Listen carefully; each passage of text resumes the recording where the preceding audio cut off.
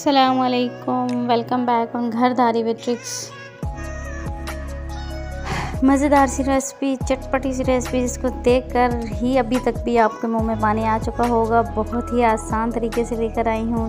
Chicken roast आपको बनाना सिखाऊंगी आज, जिसको मुर्गे मुसल्लम भी कहा जाता है। छोटे पीसेस में आप इसको बना सकते हैं, फुल भी आप इसको बना सकते हैं। बहुत जल्दी इजी और क्विक बन जाएगा और बहुत ही टेस्टी, ऊपर से क्रिस्पी और अंदर से जूसी।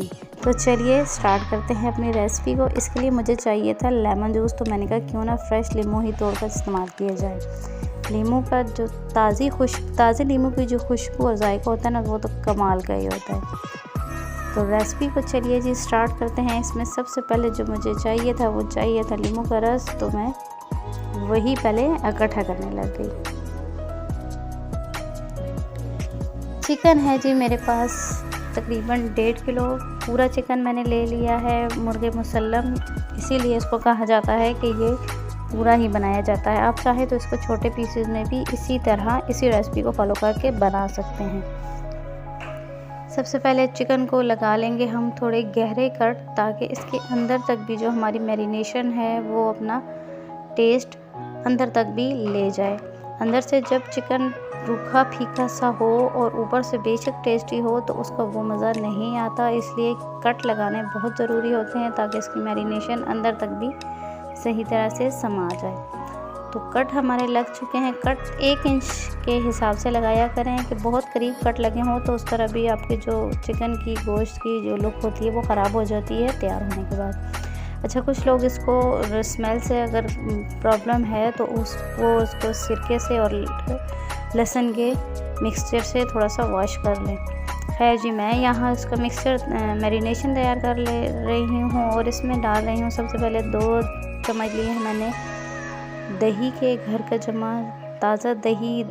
1 चम्मच भर के लिया है मैंने लहसुन अदरक का पेस्ट। 1 चम्मच लिया है मैंने नमक, दरदरी कुटी लाल मिर्च, सूखा धनिया, ज़ीरा,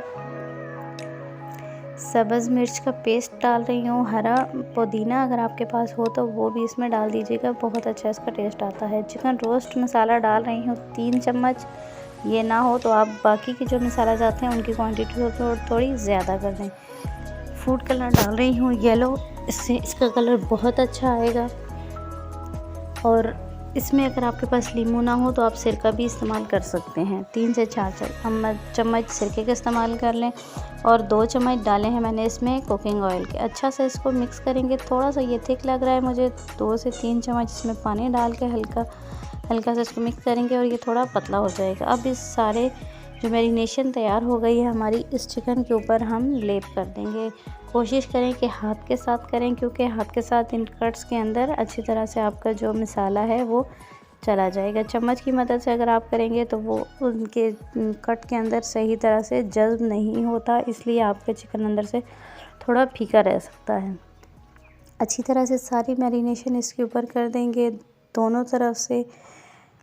आप इसको अगर फिल करके बनाना चाहें तो फिलिंग में भी आप अपनी मर्ज़ी की वेजिस जो हैं उनको थोड़ा मोटा सा काट कर हल्का सा उनको नमक, काली मिर्च लगाकर मिक्स कर लें और इसको फिल अप करके ऊपर आप धागा भी लपेट सकते हैं, लेकिन मैं इसी तरह बना रही हूँ।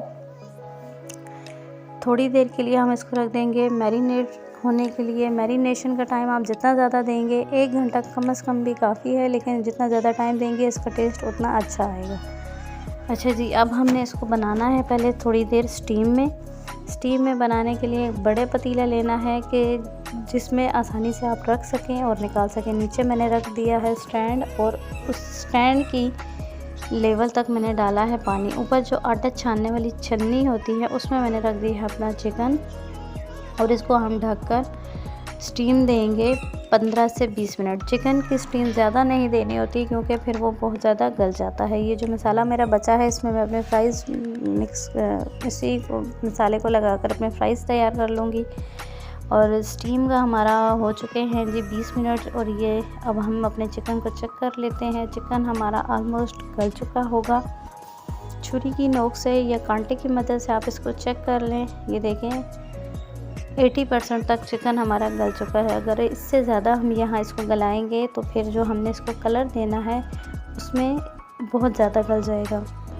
अब आप चाहें तो उसी पतीले से पानी निकाल कर इसको वापस उसी तरह खाली स्टीम में दे, थोड़ी देर और स्टीम दें पानी निकाल कर, ताकि इसका कलर अच्छा आ जाए। लेकिन मैं इसको ज़्यादा प्यारा कलर देने के लिए इसको मैं तंदूर में रोस्ट करूँगी, क्योंकि तंदूर में रोस्ट करने से एक तो खुशबू बहुत अच्छी आती है, कोयले वाली तिक्के वाली फीलिंग्स आती हैं, और दूसरा इसका कलर भी बहुत प्यारा आ जाता है।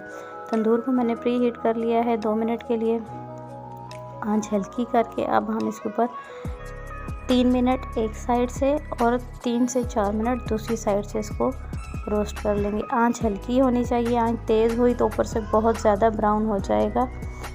ये देखें बहुत खूबसूरत कलर आ रहा है, और खुशबू की तो क्या ही बात है। यहाँ अगर इस स्टेज पर भी अगर आपको मेरी वीडियो अच्छी लग रही है तो प्लीज़ लाइक और शेयर ज़रूर कर दीजिएगा। चैनल पर नए हैं तो सब्सक्राइब कर दें। फेसबुक इंस्टाग्राम पर भी मेरे पेज को फॉलो करना हरगिज़ मत भूलिएगा। तो जनाब ये हमारा चिकन हो चुका है रोस्ट। अब हम इसको निकाल लेंगे और अपनी सर्विंग प्लेट में रखेंगे, जहाँ आपने रख लिया है अपनी मर्ज़ी का सैलेड, साथ में रायता होना चाहिए, चटनी होनी चाहिए। वाइट राइस के साथ आप इसको सर्व कर सकते हैं, बहुत कमाल की लुक आएगी वाइट राइस के ऊपर भी। तंदूरी रोटी के साथ भी बहुत मज़े का लगता है। आप जिस तरह चाहे इसको खा सकते हैं और अपनी दावत की शान, अपने दस्तरख़्वान की शान बढ़ा सकते हैं। एक दफ़ा ट्राई ज़रूर कीजिएगा, बहुत आसान रेसिपी है। दुआओं में याद रखिएगा, अपना रखिएगा बहुत सा ख्याल, और अगली वीडियो तक दीजिए इजाज़त। अल्लाह हाफ़िज़।